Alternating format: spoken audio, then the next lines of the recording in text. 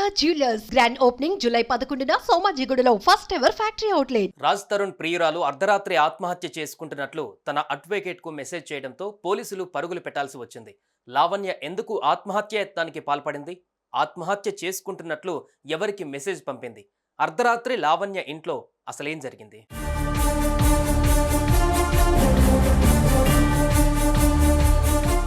రాజ్ తరుణ్ ప్రియురాలు లావణ్య మీడియాకు ఎక్కడంతో అప్పటి వరకు ఎవరికీ తెలియని ఆమె ఇప్పుడు హాట్ టాపిక్ గా మారింది.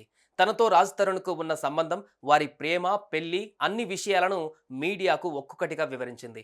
ఈ క్రమంలో ఏం జరిగినా రాజ్ తరుణ్ తనకే కావాలి అని తెగేసి చెబుతోంది. కానీ రాజ్ తరుణ్ మాత్రం తనకు లావణ్య వద్దని, ఆమె చాలా మారిపోయిందని, ఇదివరకు ఉన్నట్లు లేదని చెప్పాడు.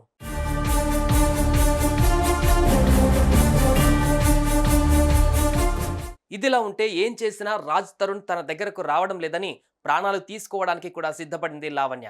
ఈ క్రమంలో అర్ధరాత్రి 12:20 తన అడ్వకేట్కు మెసేజ్ చేసింది లావణ్య. రాజ్ లేని లైఫ్లో నేను ఉండలేను, బతకలేను, అన్నీ కోల్పోయాను, అందరి వల్ల నేను మోసపోయాను. రాజ్ తల్లిదండ్రులు కూడా నా చావుకు కారణం. రాజ్ మొత్తం మారిపోయాడు, నా చావును కోరుకున్నాడు. మాల్వి మల్హోత్రా నా చావుకు ప్రధాన కారణం. నా కుటుంబం, దిలీప్ సుంకర, మీడియాకు నా క్షమాపణలు అని మెసేజ్ చేసింది.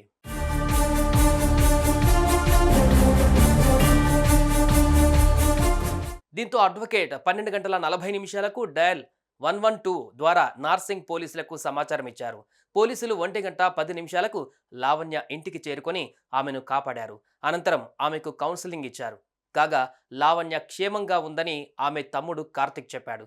ప్రస్తుతానికి ఆమె సేఫ్ అని పోలీసులు వెల్లడించారు.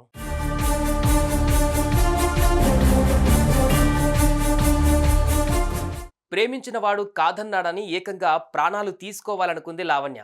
తనకు న్యాయం జరిగేలా పోరాడాలి, కానీ ఇలా ప్రాణాల మీదకు తెచ్చుకోవద్దని ఆమె సన్నిహితులు సలహా ఇస్తున్నారు. ఎప్పటికైనా రాజును సొంతం చేసుకుంటానని లావణ్య చెబుతోంది. చూడాలి మరి ఈ కేసులో ఇంకేం జరుగుతుందో. సుమన్ టీవీలో మీ పర్సనల్ అండ్ బిజినెస్ ప్రమోషన్స్ కోసం కింది నెంబర్కి కాంటాక్ట్ చేయండి.